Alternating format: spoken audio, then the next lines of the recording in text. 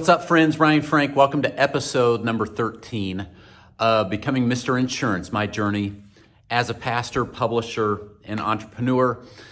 And thank you so much for tuning in, whether you're catching this on YouTube or on the podcast. Thank you, thank you, thank you. It's been a few weeks since I have recorded a Becoming Mr. Insurance.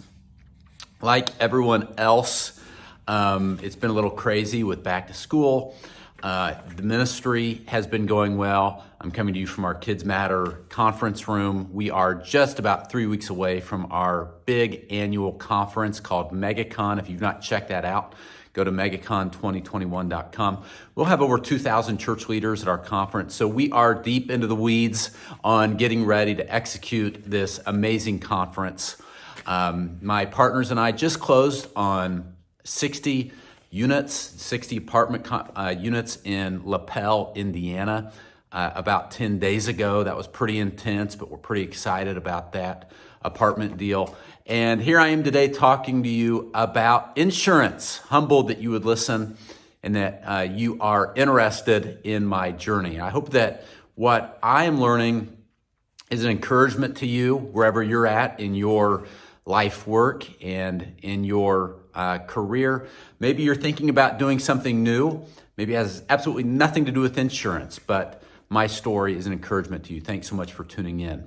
So I've got some big news. Last week, all of our non-resident agency licenses were approved. So you know that my home state is Indiana for our insurance agency, but we are going to be selling insurance in about 8 other states. And so all of those agency licenses have come through. A few of the states took a while. They took their time, but we got them all in. So good news is now we're ready to go to our carriers and ask them to appoint Frank Insurance Management to sell their policies.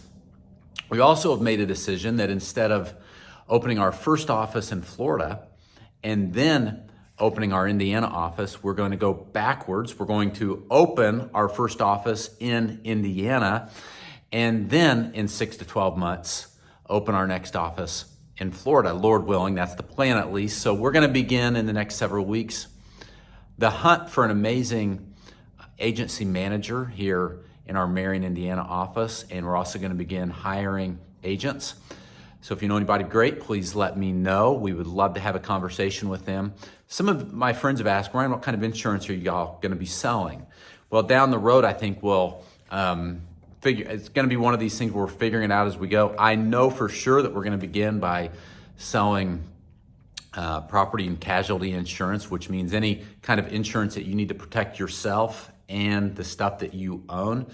We'll be writing not life insurance policies or commercial policies yet, but homes, auto, renter's insurance, all the stuff that you have. That's what we're going to begin with. I do see us in the very near future writing commercial insurance. Now, commercial is so large that I'm really going to be doing research on what kind of commercial insurance. Maybe we'll help churches. Maybe we'll help semi-truck drivers. Maybe we'll help contractors. Maybe we'll help car wash owners. I don't know. We're going to try to figure this out in the months to come, but I can't wait to figure it out. Friends, so much of life, I teach this to pastors and leaders all the time, and I'm learning it myself, that so much of life truly is a patience game. And if you're anything like me, you get in a hurry and you want things now. And, when we first decided, I think it was back in February, that we're going to take the plunge and we're going to get into insurance. We thought for sure we were going to be opened up. We're going to have our first agency opened up and we're going to have a sales team selling in August. Well, August has come and gone. August got pushed to September. Actually, we first thought July, right? It was July, and July got pushed to August, and August got pushed to September.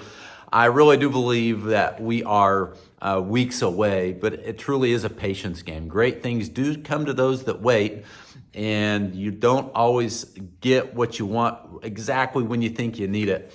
Good things do take time. So don't get in too big of a hurry. I started our conversation by talking to you about the fact that it's a busy season for us. In our calendar year, this is one of our busiest seasons for Beth and I with not just back to school and the craziness of that with 3 kids in school, but with our big conference that we do for pastors the first week of October.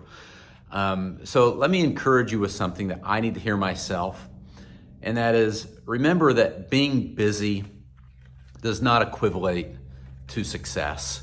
Being busy is not going to make you happy.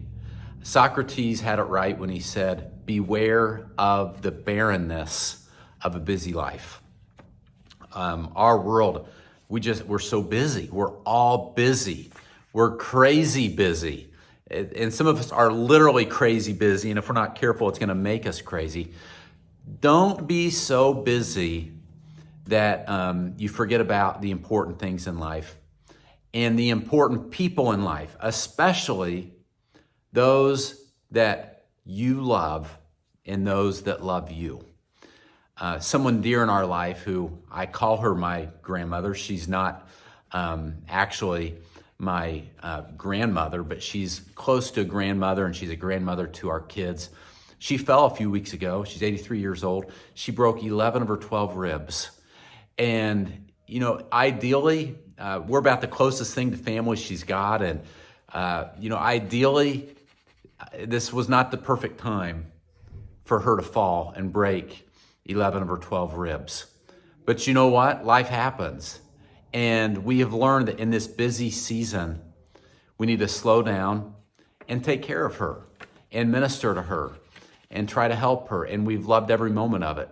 And it's just been a good reminder to Beth and I and to the people on our team that don't get so busy that you forget about the important things. And those important things aren't always things. Normally they're people. And you can always, I say, you've heard me say this before if you have listened to me talk very much, but you can always get another job. You can always make a career change. You can always get another ministry for those of you that are pastors and ministry leaders. But you can't always get another family, right? As a pastor, I've been by a lot of people at their deathbed. I've never heard anybody say, I wish I would have spent more time at work. I wish I would have been a little more busy with my career. Now, I've heard a lot of people say, I wish I would have spent more time with my family, right? They look back with regret at relationships that they missed because they were so busy. I don't want that for you, and I don't want that for me. So don't equivalate busyness with success and happiness. That is not at all the case. Friend, thanks for tuning in to today's Becoming Mr. Insurance.